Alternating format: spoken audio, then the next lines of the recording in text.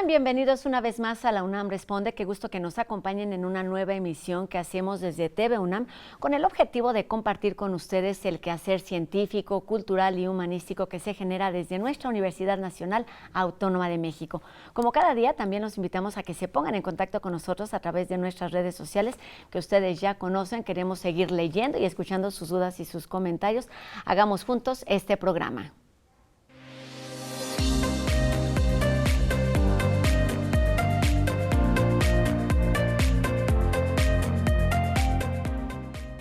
El Centro Cultural Universitario Tlatelolco lleva a cabo una campaña durante el mes de junio a través de redes sociales llamada Protege la Paz, no a la militarización, que busca crear conciencia sobre la participación de militares en acciones de seguridad y sobre los límites que debe tener para mantener el respeto a los derechos humanos de las personas. Esta es una de las primeras iniciativas de la nueva administración que desde el 1 de abril está a cargo de uno de nuestros colaboradores, una cara conocida aquí de la UNAM Responde. Y el día de hoy nos da muchísimo gusto saludar directamente a Jacobo Dayan, quien es director del Centro Cultural Universitario Tlatelolco de la UNAM, especialista en Derecho Penal, internacionalista, también especialista en Justicia y en Derechos Humanos. Jacobo, un gusto saludarte aquí en este espacio universitario. Buenas tardes. Buenas tardes, Rosa, y gracias por el espacio. Pues mucho de qué platicar primero de esta campaña, pero antes pues nos gustaría que nos ayudaras a entender cuál es tu visión y cuál es tu versión de lo que debe ser y de lo que debe hacer el Centro Cultural Universitario Tlatelolco. El Centro Cultural Tlatelolco tiene una función muy particular, incluso desde el acuerdo de creación por parte de la UNAM, que es promover temas relacionados con las resistencias, los derechos humanos, la memoria, y ha pasado por un proceso de renovación de los espacios museísticos. El Memorial del 68 y movimientos sociales fue regenerado, rehecho para el 50 aniversario el 2 de octubre, es decir, para 2018, y a finales del año pasado también se abrió el nuevo espacio museístico de Xaltiloli para hablar sobre identidades y arte de pueblos indígenas desde lo prehispánico hasta el día de hoy. A esto se suma el trabajo que el Centro Cultural Tlatelolco realiza en la comunidad, aquí en el norte de la ciudad, en la unidad de vinculación artística, y los talleres y laboratorios de paz que realizamos con la comunidad también que es vecina del Centro Cultural Tlatelolco. En la visión o lo que pretendemos impulsar a partir de mi llegada es continuar un poco el trabajo que se venía haciendo y dar un énfasis muy grande sobre la situación de impunidad y violencia que se vive en nuestro país, anclado desde la lógica de movimientos sociales y el Memorial del 68. Creo que vivimos momentos que obligan a tomar postura y a abrir el debate, la discusión, la reflexión sobre la brutal violencia que vivimos en el país y la impunidad. Entonces, desde ahí es que esta institución, dependiente de la UNAM, promoverá diálogo, reflexión, pondrá sobre la mesa propuestas en temas de derechos humanos, resistencias, identidades y violencias. Importantísimo, Jacobo, todo esto que nos mencionas, reconocer y darle valor a todas estas memorias, a esta diversidad cultural que enriquece nuestro país, un lugar muy específico con unos objetivos muy claros, justamente estando al norte de la ciudad, digamos, un poco alejado de lo que sucede en el centro de la universidad, aquí al sur de la Ciudad de México. Y en este sentido, Jacobo, me gustaría que nos ayudaras también a entender cómo es que se lanza esta campaña que ha estado vigente, activa durante todo el mes de junio. ¿Por qué empezar con el tema de la militarización? ¿Qué es exactamente? ¿Qué nos lleva a hablar de este tema hoy? No solamente en términos quizá políticos, sociales, jurídicos, sino en términos artísticos y culturales. Sí, bueno, pues desde mi llegada aquí al Centro Cultural hemos estado viendo fenómenos que tienen que ver con la vocación de este espacio. Hay que recordar el asesinato de este universitario en Guanajuato a manos del ejército, que bueno, pues hay una línea directa de comunicación con los temas que se ven aquí o la memoria que se preserva en este espacio relativo al 68 y los movimientos sociales que surgieron a partir de él. Y se fueron sumando voces internacionales también en estas semanas a lo que ya se venía diciendo en México. En México ya desde hace varios años, sexenios enteros, tanto instituciones académicas, especialistas nacionales, los colectivos de víctimas, las organizaciones de derechos humanos vienen puntualizando el tema de la preocupación por apostar por una seguridad militarizada que desde el sexenio de Felipe Calderón venimos viviendo en el país y que se ha ido acrecentando conforme avanzan los años. Y también lo que hemos visto es de que los militares cada vez ocupan más funciones civiles, poniendo también en entredicho lo que se entiende como un Estado democrático moderno, y no, los militares no tendrían por qué ocupar espacios civiles, dada su opacidad y su vocación. Estas voces nacionales se han visto reforzadas con lo que se han empezado a decir ya también fuera del país, la Comisión Interamericana, en semanas recientes también el informe del Comité de Desaparición Forzada de Naciones Unidas hizo énfasis en la preocupación por la militarización de la seguridad, y bueno, todavía más reciente, hace unos días, la alta comisionada de Naciones Unidas para los Derechos Humanos se manifestó preocupada por la apuesta por la militarización de la seguridad. Es por ello que, dado que se venía el aniversario del Halconazo, el 51 aniversario del 10 de junio del 71, en el Centro Cultural se publicaron una serie de testimonios en libros, en publicaciones sobre el Halconazo, y en ese contexto es que decidimos rescatar gráfica del 68 y del 71, rescatar imagen fotográfica de la época, rescatar parte del acervo también de caricatura política que se tiene aquí en el Centro Cultural Tlatelolco, de Naranjo, de Rocha y algunos otros caricaturistas hablando sobre la militarización, y algunas gráficas contemporáneas que hablan de la militarización. Lo que decidimos es lanzar una campaña en redes para abrir el debate, la reflexión sobre estos temas de militarización de la seguridad y militarización de la vida pública. Entonces, en redes del Centro Cultural Tlatelolco pueden encontrar el pronunciamiento desde el Centro Cultural Tlatelolco, que repito, es la vocación, es la institución natural que tendría que hablar de estos temas desde la UNAM. Y estamos posteando todos los días alguna de estas gráficas de la época, fotografías o caricatura política. Jacobo, antes de seguir avanzando, pues se entiende esta militarización como una forma de control, como una forma de accionar con una mayor presencia de militares en las calles, en acciones sociales. Ayúdanos a entender cuáles son, digamos, las razones por las que se promueven estas políticas. ¿Cuál es la justificación oficial que promueve que esto esté sucediendo en nuestro país desde hace ya algunos años? Bueno, fue una reacción natural de la clase política por el abandono a las policías civiles que venían sufriéndose en el país ya desde hace décadas. Y cuando empezamos a vivir la ola de violencia que comienza en el sexenio de Felipe Calderón, las policías locales, las municipales, las estatales y las federales se encontraban sin capacidades y cooptadas por el crimen organizado e intereses políticos. La reacción natural fue utilizar a las Fuerzas Armadas. El problema es de que eso no vino acompañado con un fortalecimiento de las policías civiles. Desde entonces hasta la fecha, lo que seguimos viendo es el desmantelamiento de las policías civiles en el país, de todos los niveles, municipales, estatales y federales, y una dependencia cada vez mayor de las Fuerzas Armadas. Es decir, las Fuerzas Armadas tenían que salir a operar, pero con un plan concreto y con una fiscalización profunda de sus tareas por la misma opacidad del trabajo de las Fuerzas Armadas. Y lo que hemos visto en los últimos años, en los últimos 15, 16 años, es de que no nada más no se inicia un proceso de fortalecimiento de policías civiles, sino que se continúa desmantelando esas capacidades locales y se recurre cada vez más a las Fuerzas Armadas, llegando ya al extremo de que se pretende que la Guardia Nacional se convierta en una institución 100% dependiente de la Secretaría de la Defensa Nacional, sin ningún plan de salida. Es decir, no es de que haya en el horizonte un plan de salida, a pesar de que la Constitución mexicana mandata eso. Es decir, las Fuerzas Armadas pueden cumplir funciones de seguridad mientras estén acotadas, justificada su presencia, fiscalizadas y supervisadas por el control civil. Eso no está ocurriendo y tampoco hay un plan de salida.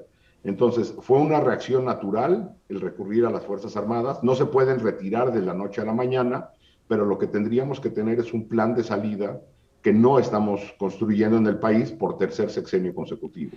¿Qué sucedería si esto no avanza en el sentido en el que nos estás platicando? ¿Qué sucede si seguimos avanzando en el camino de la militarización? ¿Cuáles son las consecuencias y qué puede ocurrir en un plazo cercano en el país? ¿Qué ocurre con las sociedades? ¿Qué ocurre entonces con los derechos humanos, Jacobo? Sí, no es un asunto de necedad local, vamos. Las experiencias internacionales demuestran que la presencia de los militares en tareas de seguridad no reduce las violencias. Puede contener temporalmente las violencias, pero no reduce las violencias a mediano y largo plazo. Para eso se requieren capacidades locales. Ahí está la evidencia en la mesa. Tenemos ya 16 años con la militarización de la seguridad y la violencia continúa y continúa creciendo. Estamos a la mitad del sexenio, poco más de la mitad del sexenio de Andrés Manuel López Obrador, y el número de asesinatos, por ejemplo, ya rebasa los 6 años del gobierno de Felipe Calderón. Es decir, la solución a mediano y largo plazo no es la militarización de la seguridad. Si seguimos apostando por ello, seguiremos viendo violencia. Lo que tenemos que entender es de que para reducir la violencia en el país no se requiere nada más fuerza bruta, es decir, policías o militares. Se requiere todo el Estado. Nunca hemos discutido si lo evidente, para reducir la violencia se requiere Estado de Derecho, abatir la impunidad. Y México es uno de los países con mayor nivel de impunidad en el planeta, más del 95-98%, dependiendo del delito, de los casos permanece en la impunidad. Por dar solo un ejemplo, de los más de 100,000 casos de desaparición forzada que hay en el país, reconocidas por el Estado, tan solo hay 36 sentencias. Entonces, no habrá reducción de la violencia mientras existan estos niveles de impunidad. El Estado mexicano ha apostado por cuánta fuerza se requiere para acabar con la violencia y no cuánto Estado se requiere para abatir la violencia. Tenemos que entender que esto es un asunto a mediano y largo plazo, con todas las capacidades del Estado, que hoy solamente está la militar colocada ahí para tratar de reducir la violencia, y esto no la reducirá. ¿Cuáles son los riesgos? Evidentemente la pérdida de territorio, como lo estamos viendo, la pérdida de miles y miles de vidas humanas cada mes, cada año sigue creciendo esto. Y la otra es de que hay un riesgo a la viabilidad democrática del país, con un Estado cada vez más dependiente de muchas funciones de las Fuerzas Armadas. Esto es importante, Jacobo. Te iba a preguntar justamente, pues la violencia, la impunidad quizás son los primeros conceptos que se ligan directamente con una militarización, con esta presencia de este tipo de policías, no sé cuál es la palabra, no son policías, de este tipo de oficiales de fuerza pública. ¿Cuáles son esos otros conceptos que están ligados a estas acciones? No sé, se habla de la paz, se habla, por ejemplo, también de libertades, de derechos humanos, están ahí, por ejemplo, en emergencias. ¿Qué nos dice la ley, la Constitución o las leyes sobre esta presencia y qué sí y qué no deben o está permitido? Bueno, desde que Felipe Calderón intentó, o de hecho hizo sacar a los militares a tareas de seguridad, en ese sexenio lo que ocurrió estaba contra la norma la Constitución mexicana. Así operó el sexenio entero de Felipe Calderón. Hay que recordar en el periodo de Enrique Peña Nieto, que intentó impulsar una ley de seguridad interior que también fue rechazada, es decir, también operaron las Fuerzas Armadas contra el marco normativo mexicano. Y lo que estamos viendo en el actual sexenio de Andrés Manuel López Obrador también va en contra no nada más de normas internacionales y acuerdos que México ha suscrito, sino también contra la propia Constitución, que claramente dice que las fuerzas armadas militares solamente pueden ser utilizadas de cierta manera, de manera temporal, restringida, transparente, fiscalizada y bajo control civil. A partir de que en la realidad esto no está ocurriendo, ha habido una serie de controversias constitucionales y acciones de inconstitucionalidad que están en la Suprema Corte de Justicia, y la Suprema Corte ha sido muy omisa en darle trámite. Hay cosas que están pendientes, es decir, que valide o diga si es constitucional o inconstitucional lo que está ocurriendo con las Fuerzas Armadas en nuestro país por más de 2 años.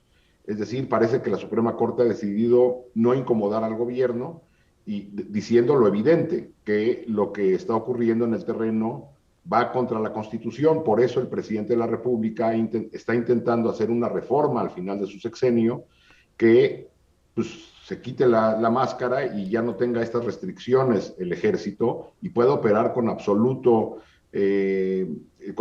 libertad en el marco normativo mexicano, pero incluso si se llegara a aprobar eso, iría en contra de cualquier lógica internacional y tratados internacionales que México ha firmado. La línea no es por ahí. La evidencia en la mesa es clara. La militarización de la seguridad pública no reduce la violencia. Lo que se requieren son capacidades locales que no se están construyendo.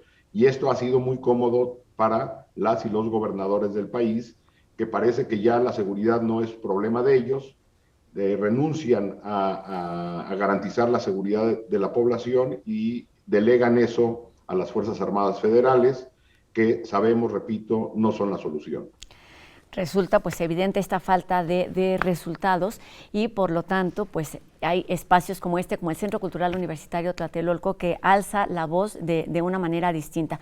Platícanos de esta campaña, de cómo está hecha la curaduría. Nos hablabas de estos cartones, por ejemplo, de Naranjo, de Rocha, que vamos, nos llevan a pensar que no es una situación nueva, que está ahí y que es también una manera de decir con lo que estamos o no de acuerdo desde una perspectiva quizá que no siempre se le pone mucha atención, que es el de la crítica. ¿Cuál ha sido el alcance en redes sociales, Jacobo? ¿Cuál ha sido la respuesta también de la sociedad con estos cartones que se van publicando día con día? Pues la respuesta ha sido muy positiva. Hemos tenido una buena interacción con usuarios en las distintas redes, Twitter, Facebook, TikTok, Instagram del Centro Cultural. Y la intención es reflexionar y abrir la discusión a un tema que tendría que ser central en la voz pública, en los medios, en las discusiones académicas en el país, que es el futuro, vamos, la viabilidad de México en un futuro con estos niveles de violencia. Para muchos jóvenes ha sido también, me parece interesante ver fotografías de los 60, donde niños jugaban sobre tanques, por ejemplo, cuando los tanques empezaron a ocupar espacio público, aquí mismo en la Plaza de Tlatelolco, en el Zócalo de la ciudad, imágenes de militares en Ciudad Universitaria, y la gráfica de los jóvenes, las y los jóvenes del 68, que hablaban sobre la militarización ya desde entonces, y parece que hoy tenemos la misma discusión. ¿Qué papel debe jugar las Fuerzas Armadas en una democracia que pretende ser una democracia moderna? Entonces, esta interacción que ha habido con la gráfica de los 60, con fotografías de la época y con caricatura a lo largo de los años, es decir, no nada más es caricatura de los 60, 70, hay caricatura que también rescatamos sobre la militarización en la lucha que emprendió el Estado mexicano contra el EZLN, por ejemplo, con la militarización de la región, de las zonas de Chiapas y militarizaciones más contemporáneas. Es decir, hay un recorrido como histórico de la caricatura, tampoco son cientos de caricaturas, estamos hablando de que son algunas decenas de caricaturas, de fotografías, de gráfica y de gráfica contemporánea que habla sobre la militarización, intentando desde el Centro Cultural Tlatelolco abrir un debate y la reflexión sobre este tema tan importante. Jacobo, para ir terminando la entrevista, te preguntaría también en este momento, ¿cuál es el papel que debe jugar la sociedad teniendo, digamos, estas dos posibilidades? Una, que indica que, por supuesto, la militarización ayuda en ciertos casos o en ciertas ocasiones, y bueno, hay momentos muy claros de la historia en donde pues su presencia ha sido necesaria, pero ¿cuál es su papel cuando se le han dado más responsabilidades, más derechos de los que se debe? ¿Qué debe hacer una sociedad como la nuestra en este momento, entendiendo que la violencia es parte de nuestra vida cotidiana, lamentablemente? Sí, esto no es una campaña contra los militares, eso es importante, ¿no? Es decir, no es una campaña que esté diciendo que se esté hablando mal de los militares, sino que en una democracia moderna los militares tendrían que estar bajo el escrutinio público. Es decir, no pueden continuar operando con una opacidad absoluta como si estuvieran al margen de la ley. Entonces, la sociedad, el papel de las sociedades en todo el mundo es cuestionar al poder, es exigir soluciones para garantizar sus libertades y derechos. Es decir, las sociedades no es de que estemos promoviendo cosas fuera del marco de la ley, sino simplemente que la vida pública es mucho más sana si la sociedad, si la ciudadanía es más enterada, más responsable y más participativa. De lo contrario, la clase política no se verá obligada a cambiar las inercias que llevan, porque esto hay que decirlo, no es un asunto de la actual administración. Toda la clase política ha seguido apostando por este modelo de seguridad y por mantener la impunidad como una constante. La única manera de que esto cambie es con una sociedad que participe más en la vida pública, en todas las esferas, los colectivos de víctimas, las iglesias, la academia, los empresarios, los medios. De lo contrario, esto no cambiará. Pues con esto terminamos. Importante promover la reflexión y el diálogo, pero por supuesto también la acción, y no solamente a través de las redes sociales, de esta interacción, con esta forma de alzar la voz, de hacer crítica con los cartones, con los dibujos, con todo lo que se está promoviendo, sino en la vida cotidiana. Jacobo Dayan, director del Centro Cultural Universitario Tlatelolco, muchísimas gracias por estos minutos. Sigamos atentos a esta campaña y principalmente seamos activos. Siempre la información nos da herramientas para actuar de forma responsable. Gracias, Jacobo. No, gracias a ti, Rosa. Hasta luego. Y nos vemos en el Centro Cultural Universitario Tlatelolco también de forma presencial. Saludos. Saludos.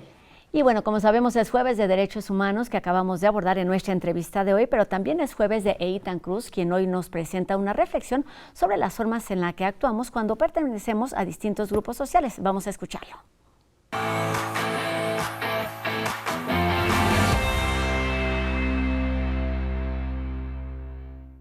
Los grupos de amigos que se forman en la adolescencia son pequeños mundos que pueden volverse como una segunda familia o de plano un infierno, donde te ofenden, lastiman o humillan. Es posible que tú seas parte de uno o varios de estos grupos y pertenecer a uno de ellos es de lo mejor que puede ocurrirte, ya que ahí comparten ideas, logros y fracasos sin ser juzgados. Pero las cosas se complican cuando allí sufres maltrato. ¿Quieres que me ponga rudo? Hay situaciones en las que podrías verte afectado por hablar de lo que piensas. Lo sé, puede ser difícil, porque a veces no todos entenderán tu manera de pensar. También puede que haya un tipo de cultura o ciertos comportamientos dentro de esta comunidad que no te agraden, e incluso enfrentamientos entre otros círculos sociales y no quieres ser parte de eso. ¿Qué hacer en estas situaciones? Bueno, lo mejor es contárselo a nuestros padres o a alguna persona de nuestra confianza, que aunque no siempre lo entienden de la forma que nosotros, como adolescentes, lo padecemos, quizás minimicen esta problemática, haciéndonos sentir completamente solos contra esta dificultad, y no entendemos cómo podemos resolverla o a quién más acudir. En estos casos es importante reconocer que no estamos solos. Nuestros padres quieren lo mejor para nosotros, pero a veces no saben cómo darnos las mejores soluciones. Bueno, lo intentamos.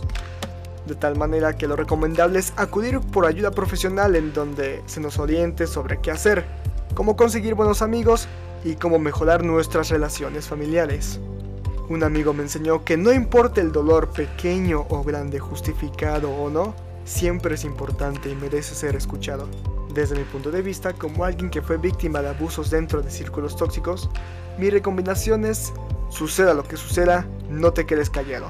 Aunque sea en tus pensamientos, no aceptes una realidad que no es justa. Investiga sobre el tema y cuando puedas comunícalo a alguien de confianza.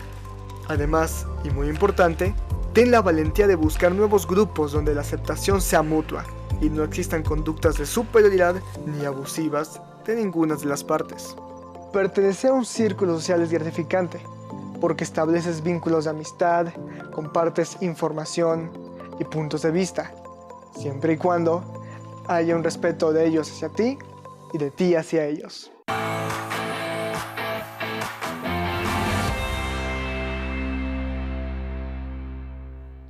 Con esto terminamos nuestro programa de hoy. Agradecemos que nos hayan acompañado durante estos minutos. Los invitamos a que lo hagan también el día de mañana en una emisión más de La UNAM Responde, y también a que se queden con la programación de TV UNAM. Por ejemplo, hoy es jueves de En Trending, en punto de las 8:30 de la tarde. Y como cada día también pues agradecemos a todas las personas que hacen posible esta transmisión desde casa, desde nuestras instalaciones aquí en TV UNAM, y también por supuesto desde las instalaciones del máster. Los esperamos aquí mañana viernes en una emisión más de La UNAM Responde, 2:30 por TV UNAM. Adiós.